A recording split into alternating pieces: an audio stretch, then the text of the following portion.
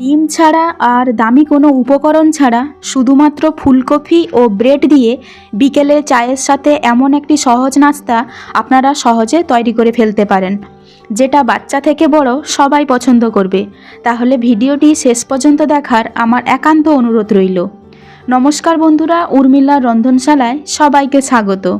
আর চ্যানেলে নতুন এসে থাকলে প্লিজ সাবস্ক্রাইব করে দিয়ে পাশে থাকার চেষ্টা করবেন। বিকেলে চায়ের সাথে মুচমুচে নাস্তা বানানোর জন্য প্রথমে আমি এইরকম একটা ফুলকপি নিয়েছি। প্রথমে আমি ফুলকপি যে মোটা ডান্ডা অংশটা আছে সেটাকে এইভাবে কেটে বাদ দিয়ে দিলাম। তারপর ছুরিতে আমি ফুলগুলোকে একটা একটা করে এইভাবে কেটে আলাদাভাবে রেখে দেব। আপনারা এই কাজটা ছুরি কিংবা বঁটির সাহায্যেও করে নিতে পারেন। আমি সেই মতো ছুরিতে ফুলকপির প্রত্যেকটা ফুলকে এইভাবে কেটে আলাদা করেছি। তারপর একটা মিক্সিং বাউলে সমস্ত ফুলকপিগুলোকে এখানে রেখে দেব। তারপর একে লবণ জলে 15 মিনিটের জন্য রেখে দিতে হবে। কেন লবণ জলে 15 মিনিটের জন্য রেখে দিতে হবে তার কারণটা আমি বলছি। ফুলকপিগুলোতে না অনেক কিন্তু ভেতরে পোকামাকড় থাকে, যেগুলো একটু বড় সাইজের পোকামাকড় সেগুলো তো সহজে চোখে পড়ে, কিন্তু অনেক ছোট ছোটও পোকামাকড় থাকে, সেগুলো সহজে চোখে পড়ে না। তার জন্য এরকম একটা মিক্সিং বাউলে ফুলকপিগুলোকে রেখে তাতে খানিকটা গরম জল দিয়ে হাফ চামচ লবণ দিয়ে দিলাম। তারপর তাকে এইরকম 15 মিনিটের জন্য রেখে দিতে হবে। তাতে কোনো কিছু পোকামাকড় থাকলে জলের ভেতরে ওপর থেকে সেগুলো ভেসে উঠবে। তারপর এরকম ছাঁকনিতে জল ছেঁকে আর একটা পাত্রে রেখে দিলাম। তারপর এইরকম একটা গ্রেটার নিয়েছি। এইরকম একটা গ্রেটারে ফুলকপিগুলোকে এইরকম ঘষে ঘষে গ্রেট করে নিতে হবে। আপনাদের কাছে যদি এইরকম একটা কোনো গ্রেটার না থাকে, যে কোনো একটা গ্রেটার থাকলেও হবে, যেন সেটা একটা মিডিয়াম সাইজের একটা গ্রেটার হয়। তারপরে ফুলকপি ঘষে নেওয়ার পর যে এই যে ডান্ডাগুলো যে অবশিষ্ট থেকে যাচ্ছে, এগুলো আপনারা অন্য কোনো তরকারিতেও আপনারা ব্যবহার করে ফেলতে পারেন, এগুলো কিন্তু নষ্ট হবে না। বন্ধুরা দেখুন, আমি একে একে সমস্ত ফুলকপিগুলোকে এইভাবে গ্রেটারের সাহায্যে গ্রেট করে নেব। দেখুন বন্ধুরা, এইগুলো ঠিক দেখতে ঠিক এইভাবে হয়েছে। আপনারা হয়তো ভাবছেন যে এগুলোকে সেদ্ধ করে নিলেও তো হয়, তারপরে এগুলোকে ম্যাশ করে নিলেও তো হয়, কিন্তু সেইভাবে কিন্তু নাস্তাটা কিন্তু ভালোভাবে মুচমুচে হবে না। তার জন্য আমি এই সমস্ত ফুলকপিগুলোকে গ্রেটারে এইভাবে গ্রেট করে নিয়েছি। তারপর 5টা ব্রেড নিয়েছি। এই ব্রেডগুলোকে গুঁড়ো করতে হবে। তার জন্য আমি মিডিয়াম সাইজের একটা মিক্সি জার নিয়েছি। এরপরে মিক্সি জারে ব্রেডগুলোকে টুকরো টুকরো করে এতে দিয়ে দেব। আর ব্রেডের যে এই যে ব্রাউন কালারের যে পোড়া অংশটা আছে, এটা আপনারা বাদ দিতেও পারেন কিংবা এইভাবেও রেখে দিতে পারেন। আর বাদ দিয়ে করলে যে তেমন কোনো অন্য কিছু লাগবে তেমন কোনো কিন্তু দেখা যাবে না, সেই জন্য আপনারা বাদ দেওয়ার কোনো দরকার নেই। এইভাবে আপনারা টুকরো করে আপনারা দিয়ে তারপরে মিক্সি গ্রাইন্ডার কয়েক সেকেন্ড ঘুরিয়ে নিতে পারেন, তাহলে খুব সহজে কিন্তু গুঁড়ো হয়ে যাবে। আমি সেই মতো সমস্ত ব্রেড এইভাবে টুকরো করে রেখেছিলাম। মিক্সি গ্রাইন্ডার খানিক সেকেন্ড ঘুরিয়ে নেওয়ার পর দেখুন বন্ধুরা, এইরকম গুঁড়ো হয়ে গেছে। এরপর সেই ফুলকপিতে এই ব্রেডের গুঁড়োগুলো সমস্তটা দিয়ে দিলাম। এরপর এতে একটা বড় সাইজের পেঁয়াজকে ছোটো ছোটো টুকরো করে কেটে রেখেছিলাম, সেটা দিলাম। তারপর খানিকটা ক্যাপসিকাম কুচি দিলাম। এছাড়া ক্যাপসিকাম ছাড়াও আপনারা এখানে গাজর কুচিও দিতে পারেন। তারপর 3টে লঙ্কা কুচি করে রেখেছিলাম, সেটা দিলাম। তারপর খানিকটা ধনেপাতা কুচি এখানে দিয়ে দিলাম। তারপর এখানে 1 চামচ গোটা জিরে এখানে দিয়ে দেব।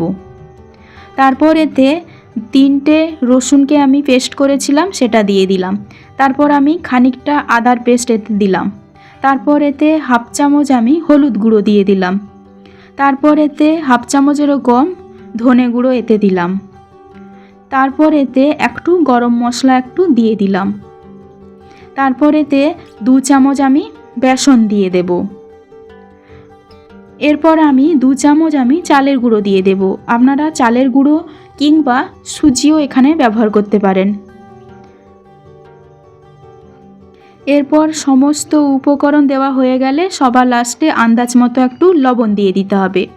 এরপর সমস্ত উপকরণগুলোকে এইভাবে ভালোভাবে একে মাখিয়ে নিতে হবে।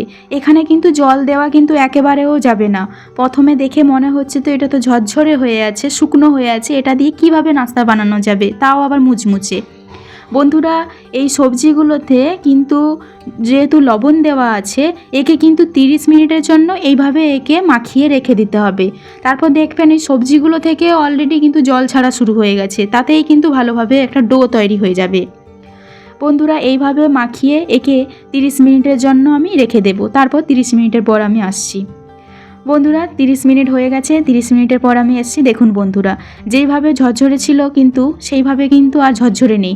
অনেকটা কিন্তু সবজি থেকে কিন্তু জল ছেড়ে দিয়েছে, যেহেতু সবজিতে অলরেডি লবণ দেওয়া আছে। তারপর এইরকম একে ডো আকারে তৈরি করে নিয়েছি। তারপরে হাতে কিছুটা অংশ নিয়ে এইভাবে গোল গোল করে কাটলেট আকারে 2 হাতের সাহায্যে একে এইভাবে চ্যাপ্টা করে নিয়ে একটা শেপ দিতে হবে। হাতে কিন্তু আগে থেকে কোনো তেল কিছু লাগানোর দরকার নেই। আমি একটা করে দেখাচ্ছি। দেখুন বন্ধুরা, আমি বাকিগুলো একইভাবে আমি করে নিয়েছি সমস্তটা। হাতে কিন্তু আলাদা করে তেল লাগিয়ে তারপর চ্যাপ্টা করব এইরকম কোনো কিছু প্রয়োজনই হবে না। বন্ধুরা, এরপর আমি কড়াইতে আমি আগে থেকে তেল গরম করে রেখেছিলাম। গ্যাসের ফ্লেমকে মিডিয়ামে রেখে ফুলকপির এই নাস্তাগুলো তেলে ছেড়ে দিতে হবে। আমি 4টা প্রথমে ছেড়ে দিয়েছি। এরপরে একে একটু অপেক্ষা করতে হবে। একটা পিঠ লাল হলে তারপর একে উল্টাতে হবে। ভুলেও কিন্তু গ্যাসের ফ্লেমকে হাইতে করতে যাবেন না, তাহলে এইভাবে তাড়াতাড়ি কালার চলে আসবে কিন্তু ভেতর থেকে কাঁচা থেকে যাবে। তাই একে মিডিয়াম গ্যাস ফ্লেমে একে এইভাবে ভাজতে হবে। একটা পিঠ কিন্তু লাল হয়ে গিয়েছিল, আমি একটা পিঠ উল্টে দিয়েছিলাম, আবার খানিকক্ষণ অপেক্ষা করতে আরেকটা পিঠও লাল হয়ে গেছে। দেখুন বন্ধুরা, দুদিক কিন্তু লাল লাল করে ভাজা হয়ে গেছে। এরপর একটা ছাঁকনির সাহায্যে তেলটা ছেঁকে আমাদের তুলে নিতে হবে। তারপর যে বাদবাকিগুলো ছিল সেই বাদবাকিগুলোও আমি এখানে ছেড়ে দেব। একেও একইভাবে আগের প্রসেসে মিডিয়াম গ্যাস ফ্লেমে একে ভাজতে হবে। ভুলেও কিন্তু গ্যাসের ফ্লেমকে হাইতে করা যাবে না, না হলে যে আগের যে আমি বলেছিলাম ভেতর থেকে কাঁচা থেকে যাবে। দেখুন বন্ধুরা, সবগুলো কিন্তু আমি করে নিয়েছি। এগুলো কিন্তু বিকেলে চায়ের সাথে বেশ দারুণ খেতে হয়। আমি কাঁটা চামচের সাহায্যে আওয়াজটা আপনাদের শোনাচ্ছি। দেখুন কতটা মুচমুচে। দেখুন বন্ধুরা, এটা অনেকটা মুচমুচে। আর একটা আমি হাফ করে দেখাচ্ছি। দেখুন ভেতর থেকেও কিন্তু এটা ভালোভাবে কিন্তু ভাজা হয়ে গেছে। এটা আপনারা চায়ের সঙ্গে খেতে পারেন। আশা করি আজকের রেসিপিটি আপনাদের ভালো লেগেছে। ভালো লেগে থাকলে অবশ্যই একটা লাইক, শেয়ার এবং কমেন্টে জানাবেন কেমন লেগেছে। আর প্লিজ একটা সাবস্ক্রাইব করে দেবেন। আবার দেখা হবে নতুন কোনো রেসিপি নিয়ে উর্মিলার রন্ধনশালায়।